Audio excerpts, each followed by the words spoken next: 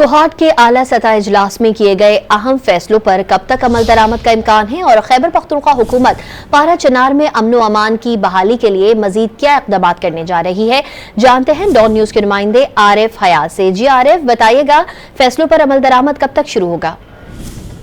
जी बिल्कुल, जो अहम फैसले आज कुरम मामलात कुरम के हवाले से हुए हैं, हुकूमत ने इस पर सख्त नोटिस लिया हुआ है और जितने भी इस कानवे पर हमले के वाक़े में मुलविस हैं तो उनके खिलाफ सख्त क्रैकडाउन का फैसला किया गया है।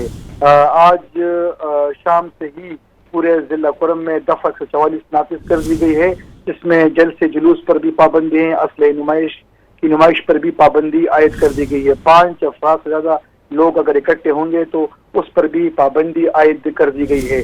फैसला किया गया है कि जितने भी इस वाक़े में मुलविस हैं, जितने लोग, तो उनके खिलाफ मुकदमात दर्ज किए जाएंगे। जो मुकदमात आज दर्ज किए गए हैं इनकी निशानदेही की जाएगी और इनकी एक ही बार में इनकी निशानदेही करके इनका कला कमा किया जाएगा। हुकूमत ने इस पर काफ़ी एग्रेशन जो है तो वो शुरू की हुई है इस बार और सख्त इक़दाम उठाने का फैसला इस पर किया गया है।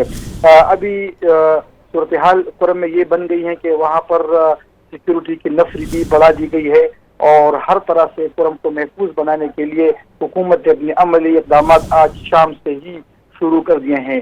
जो काफिला जाना था गुज़िश्ता रोज 4 बजे के करीब और फिर वो न जा सका, तो उसके लिए भी तमाम तर इंतजाम मुकम्मल कर दिए गए हैं।